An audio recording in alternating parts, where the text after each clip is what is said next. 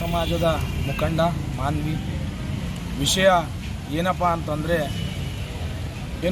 ಕೆಲವು ದಿನಗಳ ಹಿಂದೆ ಗಾಜಿಯಾಬಾದ್ನಲ್ಲಿ ಯತಿ ನರಸಿಂಹಾನಂದ ಸ್ವಾಮೀಜಿಯವರು ತಮ್ಮ ನಾಲಿಗೆಯನ್ನು ಹರಿಬಿಟ್ಟು ಇಡೀ ಪ್ರಪಂಚದ ಸಮುದಾಯದ ಧರ್ಮಗುರುಗಳಾದ ಮೊಹಮ್ಮದ್ ಸಲ್ಲಲ್ಲಾಹು ಅಲೈಹಿ ವಸಲ್ಲಂ ಅವರ ಹೆಸರನ್ನು ತಗೊಂಡು ಅವಾಚ್ಯ ಶಬ್ದಗಳಿಂದ ನಿಂದಿಸಿ ಮುಸ್ಲಿಂ ಸಮುದಾಯಕ್ಕೆ ಧರ್ಮಕ್ಕೆ ಧಕ್ಕೆ ತಂದಿರುವ ಭಾವನೆಗಳು ಉಂಟಾಗಿದೆ. ಇಂಥ ವ್ಯಕ್ತಿಗಳು ಯಾಕೆ ಈ ರೀತಿ ಮಾತುಗಳನ್ನು ಆಡ್ತಾರೆ ಅನ್ನೋದು ಅವರಿಗೆ ಗೊತ್ತಿರಲ್ಲ. ನೋಡಿ, ಧರ್ಮೋ ರಕ್ಷಿತ. ತಮ್ಮ ಧರ್ಮದಲ್ಲಿ ಬದ್ಧವಾಗಿರಿ, ಅನ್ಯ ಧರ್ಮವನ್ನು ಪ್ರೀತಿಸಿ, ಆಗ ನೀವು ಮನುಷ್ಯರೆಂದು ರೂಪಿಸಿಕೊಳ್ಳುತ್ತೀರಿ. ಅದಿಲ್ಲ ಅಂತಂದರೆ ನೀವೊಬ್ಬ ರಾಕ್ಷಸರಾಗಿರ್ತೀರಿ. ಮೊಹಮ್ಮದ್ ಸಲ್ಲಲ್ಲಾಹು ಅಲೈಹಿ ವಸಲ್ಲಂ ಅವರ ಸಂದೇಶ, ಆದರ್ಶ, ಅವರ ವೈಯಕ್ತಿಕ ಜೀವನ ಕೇವಲ ಅವರು ಒಂದು ಅಹಿಂಸೆಯನ್ನು ಸಾರುವ ಮುಖಾಂತರ 1450 ವರ್ಷಗಳ ಹಿಂದೆ ತಮ್ಮ ಕುಟುಂಬವನ್ನು ಬಲಿದಾನವನ್ನು ಕೊಟ್ಟು ಧರ್ಮವನ್ನು ಕಾಪಾಡುವ ಮೂಲಕ ಇಡೀ ವಿಶ್ವಕ್ಕೆ ಅವರು ವಿಶ್ವಗುರು ಆಗಿರುವಂಥ ಬಿರುದು ಅವರಿಗಿದೆ. ಒಂದು ಸಮುದಾಯ ಏನಾದರೂ ಇವತ್ತು, ಮುಸ್ಲಿಂ ಸಮುದಾಯ ಏನಾದರೂ ಇವತ್ತು ಜೀವನ ಏನು ನಡೆಸ್ತಾ ಇದೆ ಅಂತಂದರೆ ಅವರು ಕೊಟ್ಟಿರುವ ಸಂದೇಶಗಳ ಮೇಲೆ. ಅವರು ಏನು ಸಂದೇಶಗಳು ನಮ್ಮನ್ನು ಕೊಟ್ಟಿದ್ದಾರೆ, ಎಷ್ಟು ಪ್ರೀತಿಯುತ ಸಂದೇಶಗಳಿವೆ, ಎಷ್ಟು ಶಾಂತಿಯುತ ಸಂದೇಶಗಳಿವೆ ಅಂತಂದರೆ, ಮೊಹಮ್ಮದ್ ಸಲ್ಲಲ್ಲಾಹು ಅಲೈಹಿ ವಸಲ್ಲಂ ಅವರು ಹೇಳ್ತಾರೆ, ತಮ್ಮ ಮನೆಯಲ್ಲಿ ಅಡಿಗೆ ಮಾಡುವಾಗ, ಬೇಳೆಯನ್ನು ಒಗ್ಗರಣೆ ಮಾಡುವಾಗ ಪಕ್ಕದ ಮನೆಯಲ್ಲಿ ವಾಸನೆ ಬಂದರೆ ಫಸ್ಟು ಪಕ್ಕದ ಮನೆಯಲ್ಲಿ ತಿನ್ನಿಸಿ, ಆಗ ನೀವು ಊಟ ಮಾಡಿ ಅಂತಾರೆ. ಎಷ್ಟು ಒಳ್ಳೆಯ ಸಂದೇಶವನ್ನು ಅವರು ಕೊಟ್ಟಿದ್ದಾರೆ. ಇಂತಹ ನಾಲಾಯಕರು, ಇಂತಹ ಮೂರ್ಖರು, ಇಂತಹ ಅವಿವೇಕಿಗಳು ಇವತ್ತು ನಮ್ಮ ಸಮುದಾಯಕ್ಕೆ ಇವತ್ತು ರೋಡಿನ ಮೇಲೆ ಬರುವಂಥ ಪರಿಸ್ಥಿತಿ ಮಾಡಿದೆ. ಇದೆಲ್ಲ ನಡೆಯಲ್ಲ. ನಮ್ಮ ಬಟ್ಟೆಗಳ ಮೇಲೆ ಹೆಸರಿಡುತ್ತಾರೆ, ನಮ್ಮ ಮಸೀದಿಯ ಅಜಾನಿನ ಮೇಲೆ ಹೆಸರಿಡುವಂಥ ಕೆಲಸ ಆಗಿದೆ. ನಮ್ಮ ಹೆಣ್ಣು ಮಕ್ಕಳು ತಲೆಯ ಆಸರ ಮೇಲೆ ಒಂದು ಹಿಜಾಬನ್ನು ಧರಿಸಿದರೆ ಅವರಿಗೆ ಕಷ್ಟ ಆಗ್ತಾ ಇದೆ. ನಾವು ತಿನ್ನುವ ಊಟದ ಮೇಲೆ ಅವರಿಗೆ ಕಷ್ಟವಾಗುತ್ತಿದೆ. ಸ್ವಾಮಿ, ಯಾಕೆ ಸ್ವಾಮಿ ನಿಮಗಿದೆಲ್ಲ? ನಿಮ್ಮ ಧರ್ಮವನ್ನು ನೀವು ನೋಡಿಕೊಳ್ಳಿ, ನಿಮ್ಮ ಧರ್ಮವನ್ನು ನೀವು ಪ್ರೀತಿಸಿ, ಅನ್ಯ ಧರ್ಮವನ್ನು ನೀವು ಪ್ರೀತಿಸಿ, ಆವಾಗ ನೀವು ಸ್ವಾಮೀಜಿ ಆಗ್ತೀರಿ.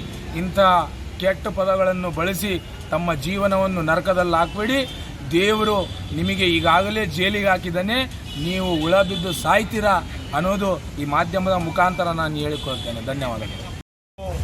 ನಮ್ಮ ಪ್ರತಿಭಟನೆ ಯಾಕಿದೆ ಅಂತಂದರೆ, ನಮ್ಮ ಪ್ರವಾದಿ ಮೊಹಮ್ಮದ್ ಸಲ್ಲಲ್ಲಾಹು ಅಲೈಹಿ ವಸಲ್ಲಂ ಬಗ್ಗೆ ಈ ಅಪಾರ ಹೇಳಿಕೆ ಕೊಟ್ಟಂಥ ವ್ಯಕ್ತಿ ಶ್ರೀ ನರಸಿಂಹಾನಂದ ಸ್ವಾಮೀಜಿ ಯಾವ ರೀತಿ ಹೇಳಿಕೆ ಕೊಡಬೇಕಂತ ಅವ್ರಿಗೆ ಸ್ವಲ್ಪನ ಇದಿಲ್ಲ.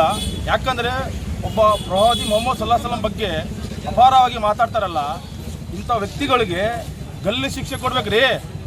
ಒಬ್ಬ ಮೊಹಮ್ಮದ್ ಸಲ್ಲಲ್ಲಾಹು ಅಲೈಹಿ ವಸಲ್ಲಂ ಬಗ್ಗೆ ನಾವು ನಮ್ಮ ತಂದೆ ತಾಯಿಗಿಂತ ಹೆಚ್ಚಾಗಿ ಅವರನ್ನು ಸ್ವಾಗತ ಮಾಡ್ತೀವಿ.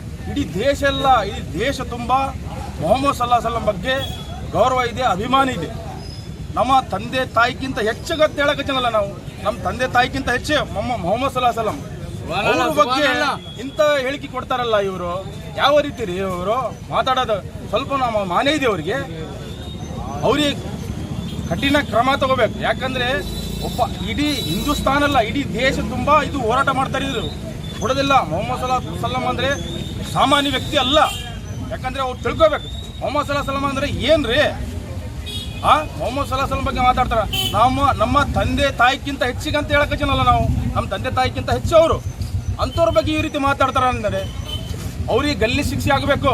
ರಾಜ್ಯ ಸರ್ಕಾರ, ಕೇಂದ್ರ ಸರ್ಕಾರ ಇದಕ್ಕೆ ಜಾಸ್ತಿ ಒತ್ತಡ ಕೊಡಬೇಕು. ಯಾಕಂದರೆ ಒಬ್ಬ ಮೊಹಮ್ಮದ್ ಸಲ್ಲಲ್ಲಾಹು ಅಲೈಹಿ ವಸಲ್ಲಂ ಬಗ್ಗೆ ಯಾವ ರೀತಿ ಮಾತಾಡ್ತಾರೆ ರೀ, ಯಾವ ರೀತಿ ಹೇಳಿಕೆ ಕೊಡ್ತಾರೆ ರೀ ಇವರು. ನಮ್ಗೆ ಕೂಡ ನಾಲಿಗೆ ಇದೆ, ನಾವು ಕೂಡ ಏನು ಹೇಳ್ಬೋದು. ಆದರೆ ನಮ್ಮ ಮೊಹಮ್ಮದ್ ಸಲ್ಲಲ್ಲಾಹು ಅಲೈಹಿ ವಸಲ್ಲಂ ನಮಗೆ ಒಂದು ಪಾಠನ ಕಳಿಸ್ತಿದ್ದಾರೆ, ಯಾವ ರೀತಿ ಇರಬೇಕು, ಯಾವ ರೀತಿ ಇಲ್ಲ ಅಂತ. ಗಮನಕ್ಕಿಲ್ಲ ಇವರಿಗೆ. ಯಾವ ರೀತಿ ಮಾತಾಡ್ತಾರೆ ರೀ. ಮೊಹಮ್ಮದ್ ಸಲ್ಲಲ್ಲಾಹು ಅಲೈಹಿ ವಸಲ್ಲಂ ಬಗ್ಗೆ ಏನು ತಿಳ್ಕೊಂತಾರೆ ಅವರು? ಮೊಹಮ್ಮದ್ ಸಲ್ಲಲ್ಲಾಹು ಅಲೈಹಿ ವಸಲ್ಲಂ ಅಂದರೆ ಇಡೀ ದೇಶಕ್ಕೆ ವ್ಯಕ್ತಿ ಅವರು, ಇಡೀ ದೇಶಕ್ಕೆ ಮಾದರಿಯಾದ ವ್ಯಕ್ತಿ ಅವರು. ಮೊಹಮ್ಮದ್ ಸಲಾ ಸಲಂ ಅಂದ್ರೆ ಹಾಂ ರೆಹಮತ್ ಅಲಿ ಮುಸ್ಲಿಂ ಮುಖಂಡರು ಮಾನ್ವಿ ಈ ಒಂದು ದೊಡ್ಡ ರೀತಿಯ ಪ್ರತಿಭಟನೆ ಹಮ್ಮಿಕೊಳ್ಳಲು ಕಾರಣವೇನೆಂದರೆ ಇಡೀ ವಿಶ್ವದ ನೇತಾರರು ನಮ್ಮೆಲ್ಲರ ಮಾರ್ಗದರ್ಶಕರಾಗಿರುವಂತಹ ಹಜರತ್ ಮೊಹಮ್ಮದ್ ಪೈಗಂಬರ್ ಅವರ ಬಗ್ಗೆ ಮಹಾರಾಷ್ಟ್ರದ ಗಾಜಿಯಾಬಾದ್ನಲ್ಲಿರುವಂತಹ ಉತ್ತರ ಪ್ರದೇಶದಲ್ಲಿರುವಂತಹ ಗಾಜಿಯಾಬಾದ್ನಲ್ಲಿರುವಂತಹ ನರಸಿಂಗಾನಂದ ಸ್ವಾಮಿಯವರು ನಮ್ಮ ಪ್ರವಾದಿಯವರ ಬಗ್ಗೆ ಅವಹೇಳನಕಾರಿ ಹೇಳಿಕೆಯನ್ನು ನೀಡಿದ್ದಾರೆ. ಅವರಿಗೆ ನಾವು ಮುಸ್ಲಿಂ ಸಮಾಜದ ವತಿಯಿಂದ ಮಾನ್ವಿಯಲ್ಲಿ ಒಂದು ದೊಡ್ಡ ಪ್ರತಿಭಟನೆಯನ್ನು ಈ ದಿನ ಹಮ್ಮಿಕೊಂಡಿದ್ದೇವೆ. ನಾವು ರಾಜ್ಯಪಾಲರಿಗೆ ತಹಸೀಲ್ದಾರ್ ಮುಖಾಂತರ ಒಂದು ಮನವಿಯನ್ನು ನೀಡಲಾಗಿದೆ.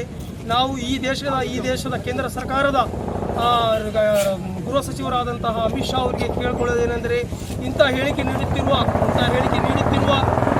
ಸ್ವಾಮಿಗಳ ವಿರುದ್ಧ ಯಾರು ಹೇಳಿಕೆ ನೀಡುತ್ತಾರೆ ಇಂಥವ್ರ ವಿರುದ್ಧ ಕಠಿಣವಾದ ಕ್ರಮ ಕೈಗೊಳ್ಳಬೇಕು. ಅದೇ ರೀತಿ ಇಂಥವರನ್ನು ಗಲ್ಲು ಶಿಕ್ಷೆಗೆ ಗುರಿಪಡಿಸಬೇಕು ಎಂದು ನಾನು ಈ ಮುಖಾಂತರ ಕೇಳಿಕೊಳ್ಳುತ್ತೇನೆ.